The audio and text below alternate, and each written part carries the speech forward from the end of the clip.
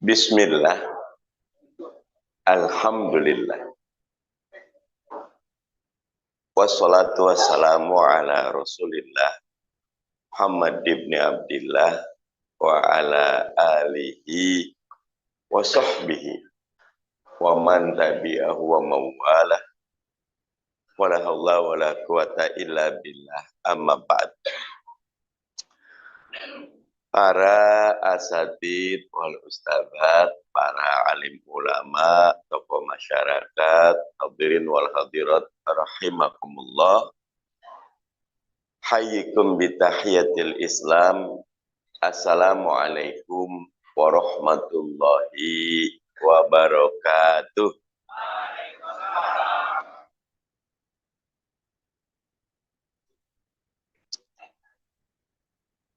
Izin mengambil tema agak spesifik. Membangun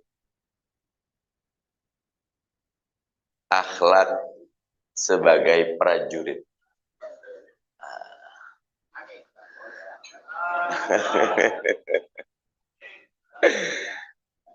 Jadi kira-kira sebulan yang lalu ada salah satu pengamat namanya Mas E.F. Saifullah Fatah bikin satu nasihat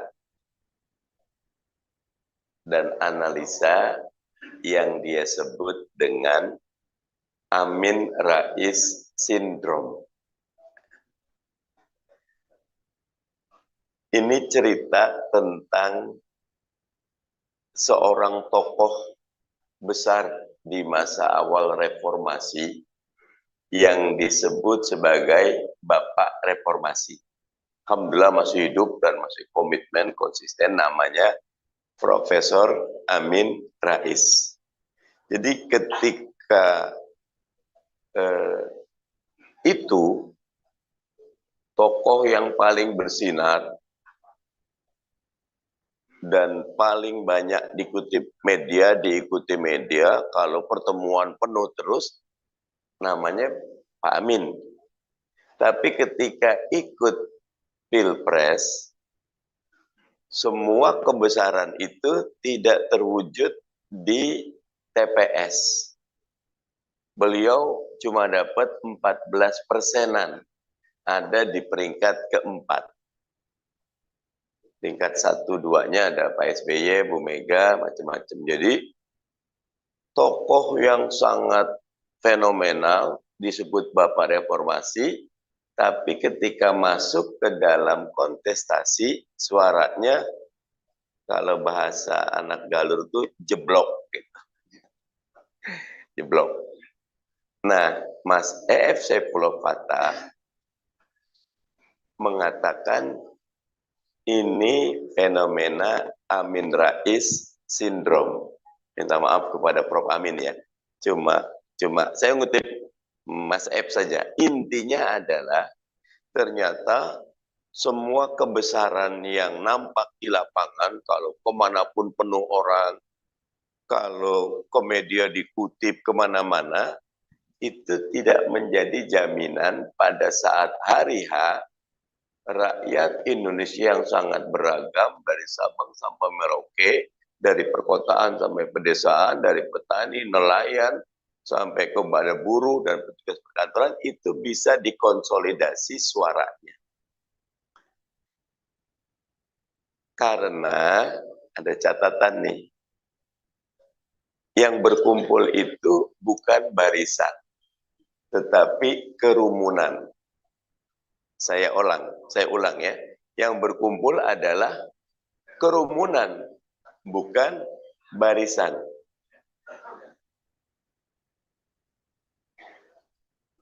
Hari ini saya ingin coba membangun bagaimana kita menjadi barisan, bukan kerumunan. Karena kalau kerumunan, nyuwun sewu, punten, kita seperti buih, banyak tapi tidak membangun arus. Tapi kalau dia barisan, dia seperti arus, sedikit, tapi dia mampu untuk menghasilkan gelombang tenaga yang dahsyat. Makanya mohon izin, temanya apa tadi? Membangun akhlak seorang prajurit. Yang namanya barisan pasti ada adab-adabnya. Yang namanya barisan ada prinsip sami'na wa ata'na. Karena punten nyuwun saya mohon maaf, rata-rata fenomena Pak Amin itu bisa kita temukan dan bisa terjadi lagi. Artinya dulu kita reformasi dibajak oleh kelompok yang lebih siap, akhirnya nggak maju-maju. Sekarang setelah reformasi bisa dibajak lagi sama ya macam-macam. Ada yang ingin keluarganya, ada yang ingin temennya gitu, ada yang padahal kita ingin ada merit system. Yang terpilih itu adalah mereka yang memang memiliki kapasitas. Jadi mohon izin, kita sedang ingin membangun barisan, bukan kerumunan. Karena ketika kita lihat fenomena Pak Amin, sedikit saja saya tambahkan, itu selalu penuh. Tapi kalau kita lihat yang penuh itu, orangnya itu lagi, itu lagi. Di sini kita ketemu dia. Di Jakarta ketemu dia. Di Depok ketemu dia. Di Bogor ketemu dia. Padahal orangnya itu aja muter gitu loh. Karena orang-orang ini semangatnya ngambil selfie sama Pak Amin misal gitu. Selfie sama siapa? Bukan semangat kerja. Bukan semangat unit yang tempur. Tapi unit yang memang pengen menikmati hidup gitu. Padahal perjuangan ini tidak bisa dinikmati dengan selfie gitu. Perjuangan ini dinikmati dengan penuh pengorbanan, dengan penuh ketekunan, dengan penuh kedisiplinan. Nah, saya izin agar kita menjadi barisan dan bukan kerumunan. Izin minum ya.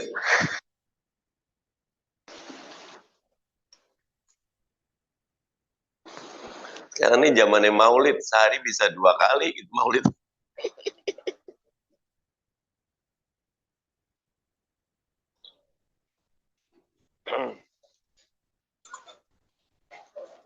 Titip ada banyak hal, tetapi saya titip 3 hal saja. Agar akhlak sebagai prajurit bisa wujud dalam diri kita. Ya. Yang pertama, hadirin wal hadirat rahimakumullah, saya ingin menggarisbawahi bahwa baginda Nabi Muhammad Sallallahu Alaihi Wasallam amat sangat menekankan babul akhlak ini, bab tentang akhlak. Kata baginda Nabi, innama bu'ittu liutammima makarimal akhlak. Bahwa aku diutus untuk menyempurnakan akhlak. Dan nanti kalau kita detailkan lagi, akhlak itu banyak sekali dimensinya. Walaupun kata baginda Nabi, khairukum khairul li ahlihi. Yang terbaik di antara kalian, yang terbaik kepada keluarga. Makanya minta maaf Bapak Ibu, kita rajin ikut pengajian. Tapi satu ketika ada anak kita lagi main atau cucu kita main, tiba-tiba dia numpain gelas dan gelasnya pecah. Dan kita marahnya tuh luar biasa, pecah. Padahal likuli syai'in ajalun. Setiap segala sesuatu ada ajalnya. Ya gelas yang pecah bisa kita cari gantinya. Tapi hati yang kasar karena kita marah-marah, itu susah mencari pengobatannya, kecuali dilembutkan kembali. Kita ini kadang-kadang lupa bahwa dalam segala sesuatu, akhlak adalah intinya. Baginda Nabi pernah berdakwah, pulangnya kemalaman. Ternyata pintunya udah dikunci. Pak, kalau kita pintu dikunci, apa yang kita lakukan? Apa nggak tahu yang di rumah capek habis dakwah? Apa nggak tahu capek habis pengajian? Digedor, ditelepon, di apa? Kalau baginda Nabi, ya, istriku capek. Istriku sedang menikmati haknya. Ya udah, apa yang dilakukan Nabi? Tidur depan rumah. Dan habis itu nggak marah-marah, ya sudah. Suatu ketika pulang duha, jelang duha. Ternyata di rumah nggak ada makanan. Apa yang dilakukan Nabi? Ya udah, kita puasa yuk. Ya sudah, Pak. Kita makanan banyak. 4, 5, 1 kurang garam gitu kan. Yang lain nggak dikomentari, yang dikomentari emang nggak dicobain. Nah, gimana mau menang dalam pertarungan besar ketika kita sudah kalah dalam pertarungan kecil? Gimana kita bisa membangun bangsa ketika kita tidak bisa membangun keluarga? Dan fondasinya adalah akhlak dan satu ketika ini banyak emak-emak muda, ibu-ibu kayaknya umur 17 semua ini ya usianya nih.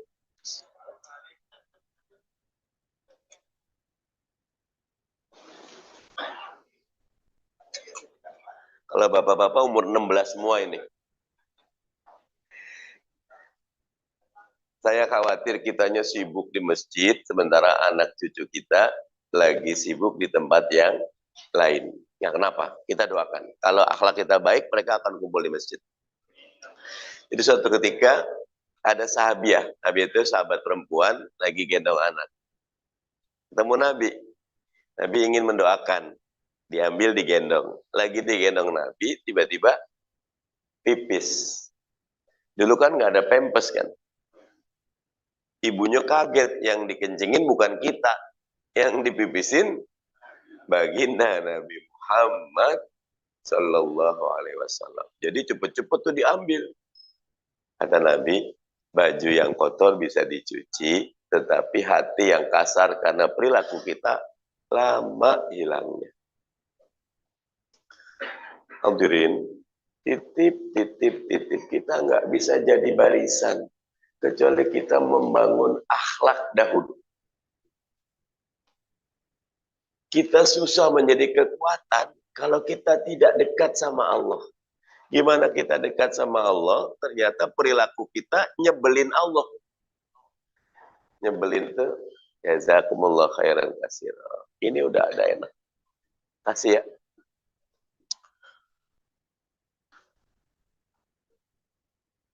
Satu ketika Nabi kedatangan seorang Arab Baduy. Karena Arab Baduy, Arab dari kampung maksudnya di Madinah, itu baru panen. Bawalah setangkai kurma. Sayangnya yang dibawa tangkai kurma muda. Kita sebutnya rutop, tapi rutop yang masih pentil. Nah, saking semangatnya ya Rasulullah, ayo ini panenku. Tolong dicobain. Sama Nabi dicoba satu. Namanya pentil kan.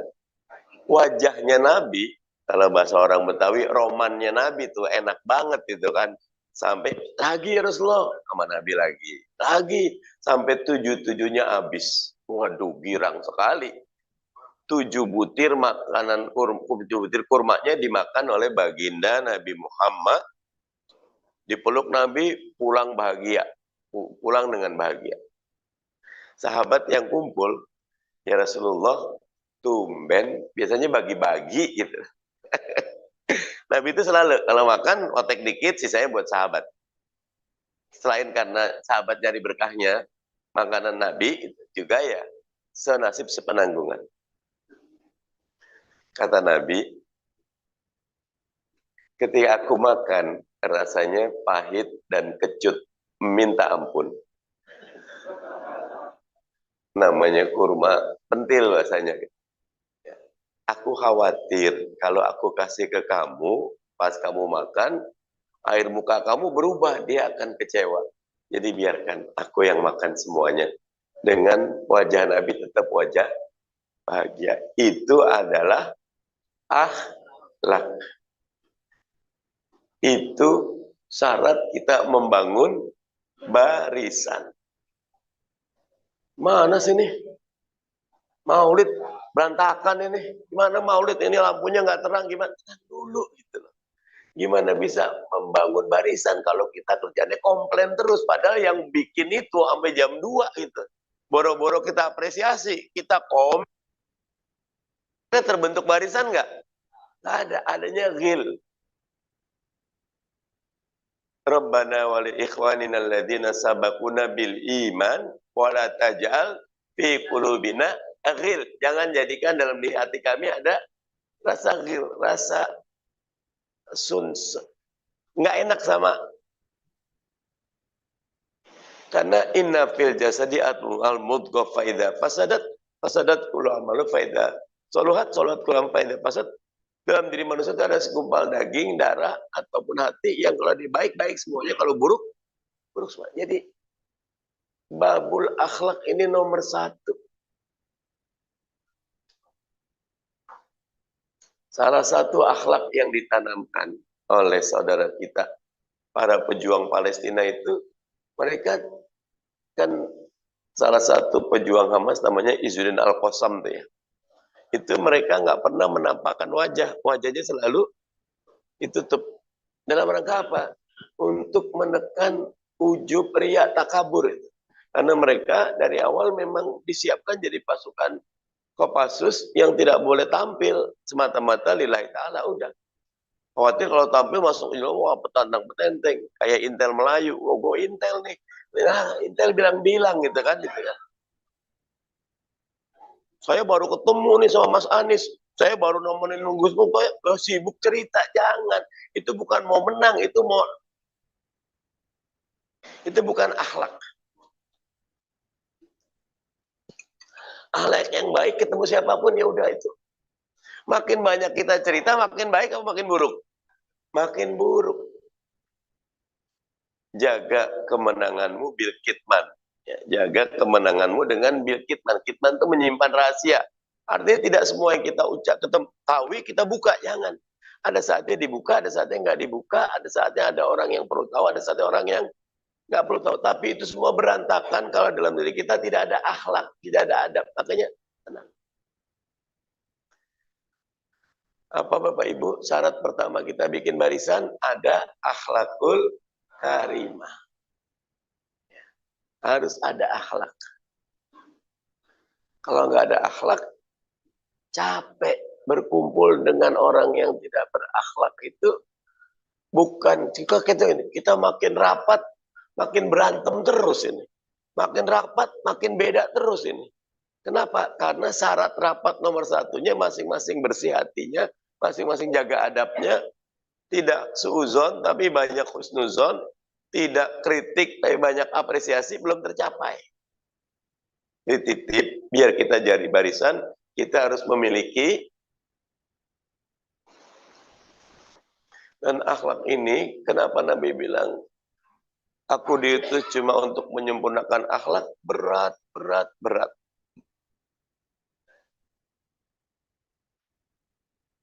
Dan karena itu kita perlu pendamping. Dan biasanya pendamping paling baik membangun akhlak adalah istri atau suami. Makanya bapak-bapak kalau punya handphone dilihat sama istri, boleh apa enggak? Kalau umur 17 mah boleh, kalau 13 susah tuh biasanya.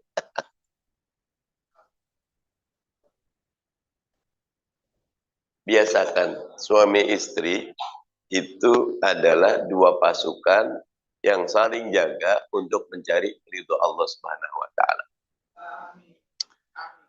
Bukan dengan yang lain. Bukan dengan yang lain. Hadirin, titip itu nomor 1. Nomor 2, biar kita menjadi prajurit adalah kita memiliki ilmu. Ingat kisah Nabiullah Musa alaihi salam. Kan hadirin, Nabi Musa itu disuruh belajar ke yang belakangan, kalau Quran tidak disebut namanya. Cuma Ibadur Rahman, hambaku yang soleh. Tapi belakangan kita suka nyebutnya Nabi Khidir. Itu Nabi Musa sudah ketemu Allah itu. Dalam keadaan puncak hubungan. Sudah bisa memindahkan orang Bani Israelnya. Sudah menjadi tokoh kondang Nabi Musa itu. Udah berjuang habis-habisan. Tapi kata Allah, kamu harus belajar sama seorang yang nggak dikenal. Nabi Khidir itu. Dan Nabi Musa kerjaannya protes terus gitu lah. Ketemu anak muda dibunuh, protes. Ketemu anak yatim dibangun rumahnya karena nggak dikasih duit, malah tetap bangun. Ketemu perahu, malah dilobangin. Itu kan nggak masuk akal semua. Nah, sikap seorang prajurit, pertama husnuzon dulu kepada guru atau pimpinannya. Jangan protes dulu. Mana nih, kita ada kegiatan ini kok kita nggak datang. Yang ini kok kita nggak kerja, kok ini kok itu. Padahal memang tugasnya beda-beda. Kalau semuanya mau ke sini, tugas ketentunya nggak ada yang mau. Dalam strategi, misalnya gini, rumah. Di satu rumah yang paling enak tuh yang jadi ruang tamu, karena pasti wangi bersih. Ada yang mau jadi toilet nggak? Nggak mau. Tapi rumah nggak ada toiletnya, bisa jadi disebut rumah nggak? Nggak ada yang mau tinggal. Nah kadang-kadang tugas kita halaman belakang, toilet, dapur, kerjanya berat. Nih kayak gini kan, ini bagus, enak nih. Padahal pahalanya boleh jadi banyak kan yang nyiapin kopi dibanding kita. Kita tinggal minum aja nih kan. Bapak-bapak kue tinggal ini beli kuenya nih di mana? Ngumpulinnya gimana? Sudah dihargai atau belum? Nah, baginda Nabi Muhammad Sallallahu Alaihi Wasallam selalu menekankan babul ilmi, bab tentang ilmu. Karena itu ayat yang pertama kali turun bukan perintah sholat, puasa, zakat, haji, tapi perintah untuk membaca, bentuknya fi'il amar. Iqra, bacalah. Jadi menuntut ilmu itu harus dipaksa. Makanya kita kalau orang Betawi ada doanya kalau mau menuntut ilmu. Allahumma paksain, biar melek, ngantuk, melek. Allahumma paksain. Ya memang harus dipaksa. Hadirin, titip kita nggak bisa jadi sebarisan kecuali kita punya ilmu. Dan untuk punya ilmu tuh kita harus dua syarat saya kalau saya bilang. Pertama harus rendah hati. Dari manapun kita lihat ilmunya. Jangan ditolak. Ah ini bagus. Tapi ada tesa, ada antitesa. Nanti ketemu sintesa. Open mind dulu. Ini bagus. Pak ini gimana? Kita ambil kesimpulannya. Harus rendah hati dan yang kedua harus punya guru. Makanya mereka yang belajar tanpa guru seringnya gurunya adalah setan. Mereka yang belajar tanpa guru, gurunya setan. Saya punya teman di Galur, saya tuh lahir di Galur situ tuh. Kalau sini kan daerah elit, kalau Galur mah daerah Bronx. Ada yang tahu Galur Selatan itu ya, dekat Senen tuh. Galur, Sargempuk, Galur ya, Galur. Dan namanya kota Paris di situ gitu. Sargembrong, tapi bukan Gembrong sini, Gembrong sana gitu. Dekat pasar Senen tuh ya. Makanya kerjaannya sembahyang dan mengaji itu dulu, itu berantem aja kerjaannya. Nah balik lagi ya, hadirin hadirat. Ada temen itu hobinya baca tafsir. Habis itu baca hadis, tapi nggak pakai guru, baca dari terjemahan. 4-5 bulan rajin, itu baca Quran rajin, baca tafsir rajin. Tiba-tiba, dan gue mimpi ketemu Nabi. Masya Allah, keren banget dalam hati saya. Ketemu Nabi gitu kan. Wah, saking makin rajin sholat, makin tekun baca. Dan gue ketemu Allah. Lah, sesat saya bilang nih. Akhirnya berujungnya di itu. Di gua-gua, di pantai-pantai. Karena tadi belajar tanpa guru. Siapa gurunya? Setan. Pasti itu. Kita yang kayak begini aja pasti kejebak. Ada Syekh Abdul Qadir Jailani. Salah satu imam Al-Qadiriyah lagi sholat malam, selesai sholat malam lagi doa, tiba-tiba ada cahaya terang benderang mendatangi. Ana rabbukum, aku Tuhanmu.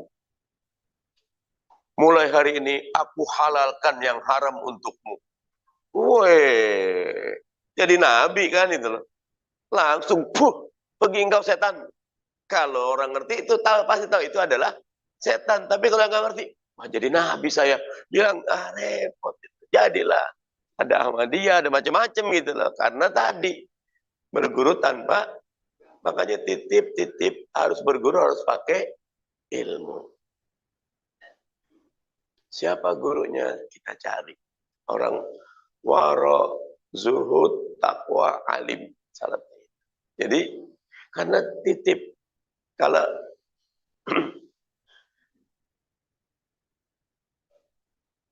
sekarang ini sedang berkembang namanya artificial intelligence. Kecerdasan buatan. Google itu punya AI dokter kecerdasan buatan.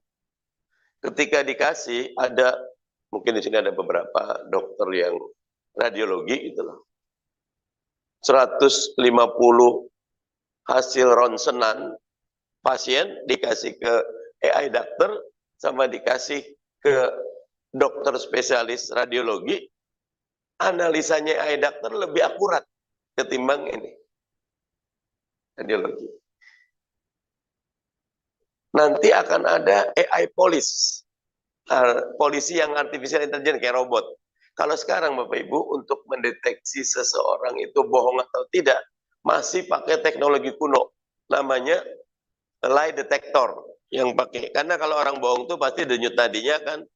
Nah kalau AI police, dilihat pupil mata, kerutan ini, dilihat warna mata, dia lihat keringat, dia apa. Jadi point of interestnya lebih banyak, bukan 5 titik, 10 titik. Jadi nggak bisa dibohongin itu. Bisa 15 titik. Sekarang setiap kita nih udah bisa tes DNA. Kalau di luar negeri murah, kalau di sini teknologi masih sedikit lebih mahal, jutaan, kalau di sana ratusan ribu udah bisa. Tahun 2013,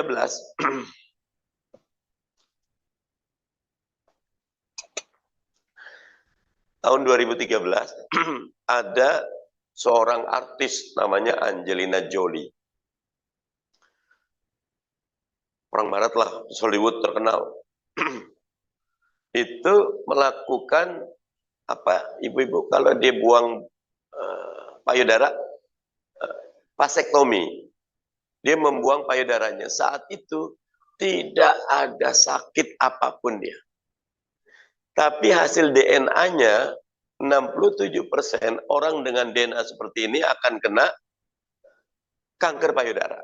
Nah, ibunya kena, bibinya kena. Dia belum kena apapun. Tapi untuk menghindari, dia angkat buah dada. Kemarin, waktu kita COVID-19, ada 2 jenis vaksin. Vaksin pertama, vaksin kuno. Itu yang saya pakai. Mungkin sebagai yang dipakai oleh Sinovac. Itu hampir seperti vaksin polio, cacar, itu virusnya ada, tapi dilemahkan. Ya. Ketika dilemahkan, diinjeksi ke kita, vaksinasi apa sih? Virusnya dilemahkan, masukin ke tubuh, biar respon imunitas kita, tahu kita, oh kalau ini responnya ini, berapa banyak hemoglobin, berapa banyak sel darah putih di situ, berapa banyak. Itu pakai teknologi vaksin kuno. Tapi yang dibikin oleh Pfizer dan Moderna, itu pakai namanya mRNA, gitu. Messaging RNA. Jadi, virus itu ada DNA-nya. DNA-nya dibikin, dimasukkan ke sini. Jadi benar-benar kayak artifisial gitu, kayak buatan. Sekarang kan ada jagung hibrida yang dia tidak dari asli jagung tapi dari desain rekayasa engineering. Jadi jagung gitu. Bisa. Intinya hadirin saya sebut ini. Teknologi itu akan menguasai. Nah, kalau kita nggak belajar ilmu, kita akan tertinggal. Dan karena itu kita perlu mencintai ilmu. Mau jadi prajurit itu harus open mind. Contoh sedikit nih. Kemarin 7 Oktober 2023, kejadiannya luar biasa. Pejuang Palestina mampu membobol pertahanan Israel yang unthinkable. Nggak bisa dipikirkan. Saya awal Januari sempat saya ke Beirut, Lebanon. Dari situ naik mobil ke Damaskus, ke Suriah. Dari situ kita ketemu dengan pasukan penjaga perdamaian Indonesia di selatan Lebanon yang berbatasan langsung dengan Israel. Itu 3, Pak. Satu pagernya pagar kayak kawat. Nah itu bukan cuma CCTV, sudah ada thermal gun. Thermal gun itu untuk membedakan suhu. Badan kita suhunya itu 36 sampai 36,5 kalau yang normal. Kalau 37 udah demam, 38 demamnya tinggi, 39 udah bahaya. Nah, sementara suhu sekitar pasti 20-21.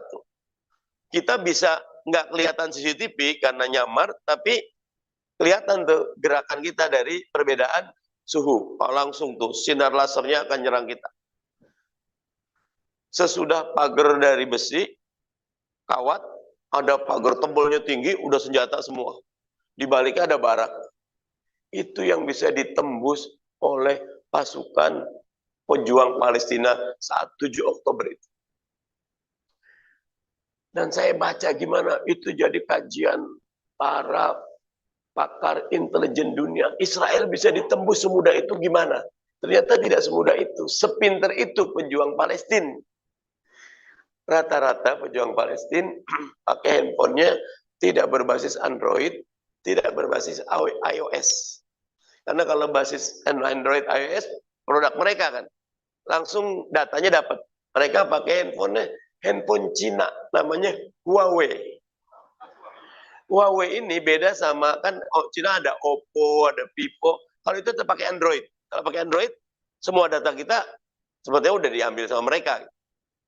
Kalau Huawei ini lagi disanksi sama Amerika, jadi nggak dapat operating system namanya. Setiap handphone kan ada operating systemnya tuh. Nah, dia bikin operating system sendiri namanya Harmony. Oke, kalau kita beli Huawei yang Mate 30 apa itu dia pakai operating system sendiri. Nah, karena operating systemnya punya Cina, mereka nggak punya, nggak bisa deteksi. Biasanya Israel itu sebelum nyerang kita udah diserang duluan. Spesifik sekali. Sangat tahu intelijennya kuat. Datanya akurat. Tembakannya juga akurat. Bukan kena apartemen, tapi kena bukan lantai, kamar nomor berapa. Di situ ada siapa. Dapetnya gitu. Saking canggihnya. Kemarin bobol sama pejuang Palestina. Pakai HP Cina. Jadi jangan marah dulu sama Cina. Tapi mereka bukan diperbudak Cina. Dia menggunakan teknologi Cina. Kalau kita kadang-kadang terbalik. Bukan kita kali ya. Saya nggak nyinggung ya. Nah, yang kedua, mereka nggak pakai WhatsApp. Anda WhatsApp punya Meta. Punyanya si Mark Zuckerberg, dapat juga. Mereka pakainya Telegram. Telegram itu punyanya Rusia. Jadi, handphonenya tidak bisa disadap, nggak bisa diintercept, operating systemnya, aplikasi pesannya juga secure, gitu loh, aman. Jadi dah tuh. Gitu. Kita mau macem-macem. Sebelum demo di WhatsApp udah ketahuan itu. Nah, udah dicegat duluan kita. Karena apa? Kita masih gunakan semua platformnya mereka. Maksud saya poin nomor 2. Pertarungan ke depan itu pertarungan tentang ilmu. Makanya kita harus suka dengan ilmu. Ada kalimat bijak dalam bahasa Inggris, you cannot find a new land with an old map. Anda tidak dapat menemukan pulau baru dengan peta yang lama. Jadi bikin peta baru dulu, baru dapat pulau baru. Jadi persepsi dahulu, baru aksi. Pikiran dulu, baru tindakan. Jangan, udah pokoknya bikin, nanti jadinya apa belakangan. Jangan. Jangan nanti gimana, tapi gimana nanti. Kita detailkan. Nah, ini ciri prajurit yang kedua. Karena prajurit, pokoknya saya siap tempur. Tidak siap tempur. Tapi training dulu. Kadang-kadang tempurnya cuma 2 hari, 3 hari. Trainingnya bisa 6 bulan. Dan gagalnya di training kita. Wah, disiplin di trainingnya gagal. Karena apa? Siapa yang paling berpeluh dalam latihan akan paling sedikit. Darahnya tumpah. Tapi yang paling malas latihan, baru terbang udah ketembak duluan gitu loh. Karena tidak latihan gitu. Nah, prajurit itu banyak latihannya gitu. Banyak trainingnya, banyak tangguhnya, baru dapat tugas. Sebagian dari kita itu maunya instan, langsung dapat tugas. Saya nggak mau rapat, saya nggak mau training, saya mau kerja, saya mau berjuang. Lah, Mas, Mbak, ya berjuang harus pakai ilmu gitu. Siap jadi barisan. Allahu Akbar.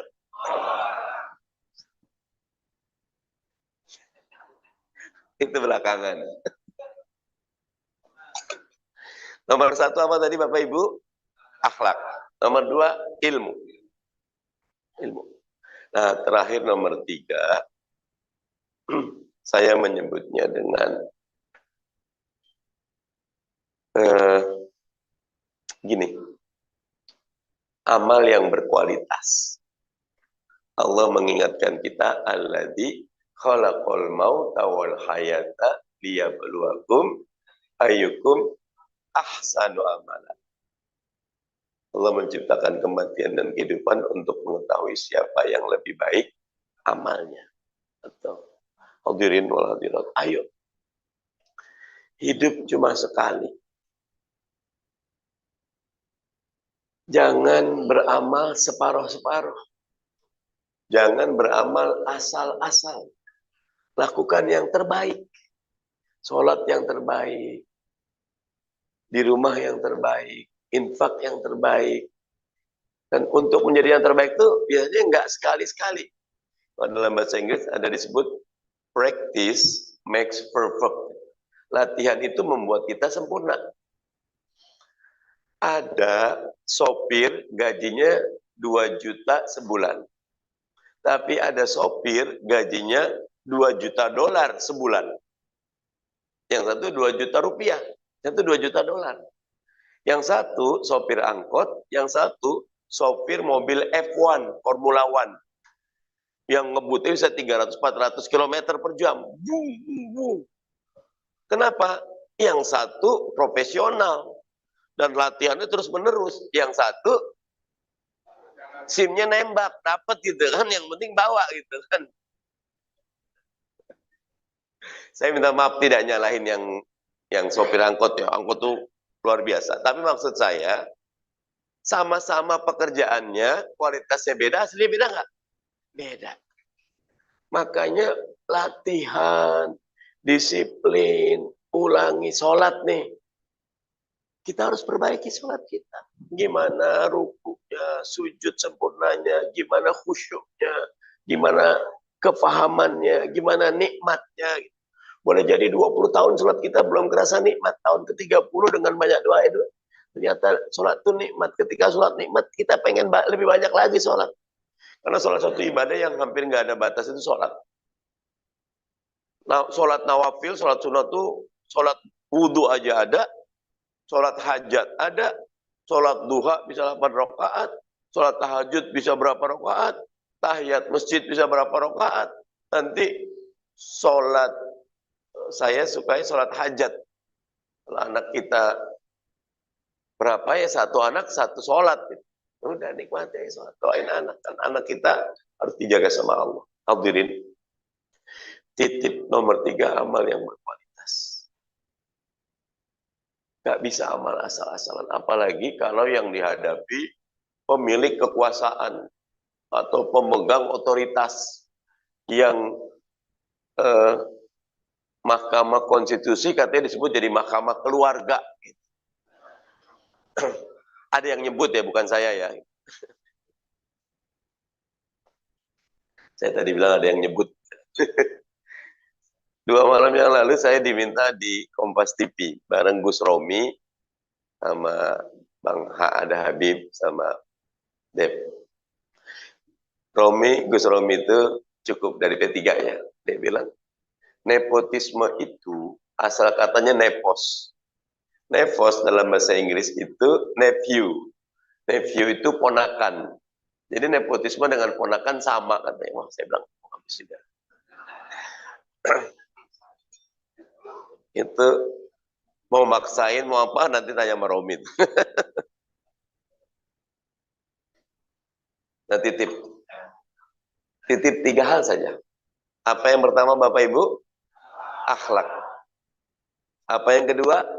Ilmu. Apa yang ketiga? Amal yang berkualitas. Dan ini bukan pekerjaan. Ini pekerjaan yang terus menerus. Makanya kalau kita mau ngomong, pelan dulu, tahan dulu. Kira-kira omongan kita bermanfaat tidak? Omongan kita nyakitin apa enggak? Omongan kita bikin semangat apa enggak? Omongan kita menambah kebaikan enggak? Makanya baginda Nabi mengingatkan, man kana yu'minu billahi wal yaumil akhir falyaqul khairan aw liyasmut. Hendaklah dia berkata yang benar atau diam aja.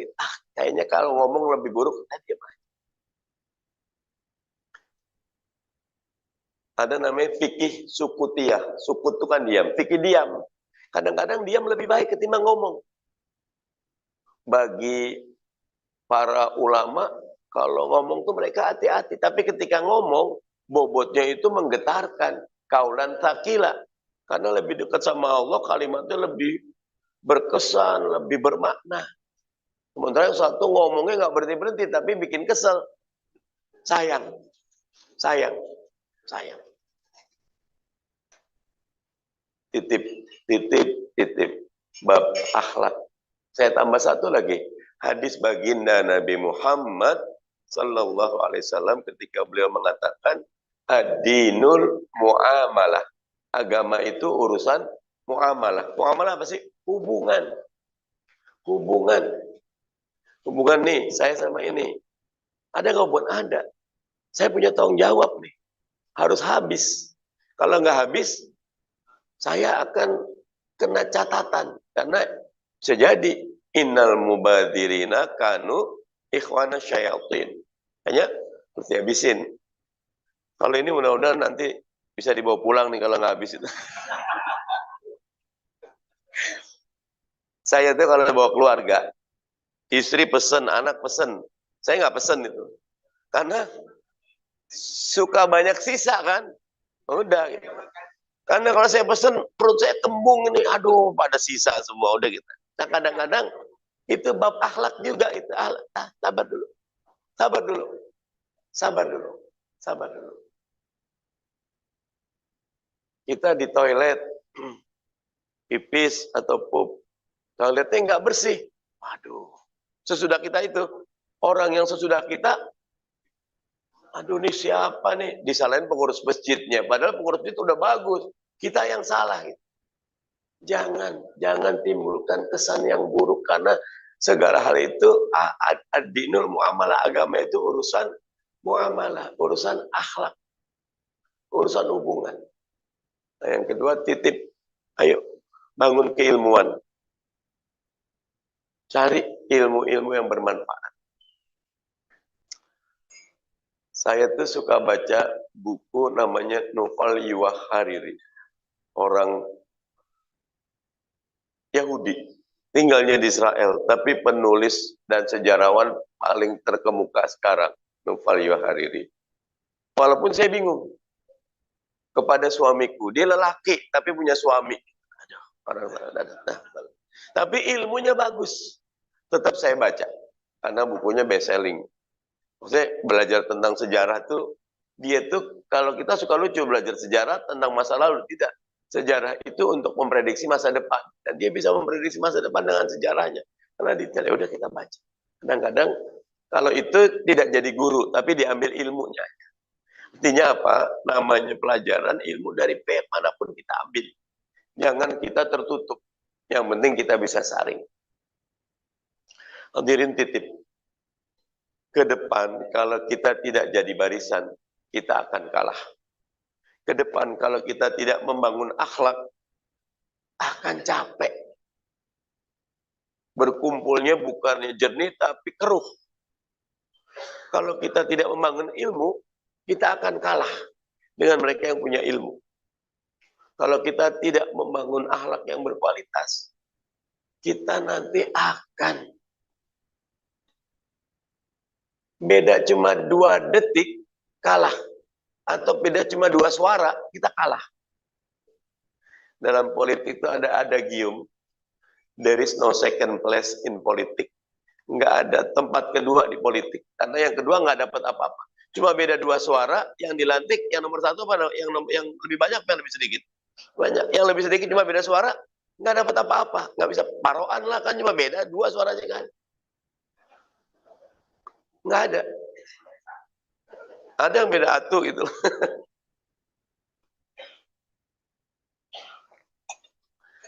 Dan amal berkualitas yang menentukan beda 2-1 ini. Bagi para atlet, misalnya atlet lari, atlet renang, untuk menajamkan rekor 0,1 detik itu bisa 1000 kali latihannya. Gitu.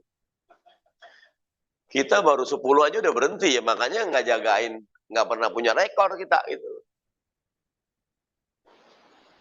Siap menang. Allahu Akbar. Mudah-mudahan ada manfaatnya. Haqqum min rabbik fala takunanna minal mumtarin. Dan Allah wa iyyakum ajmain wal afu minkum. Assalamualaikum warahmatullahi wabarakatuh.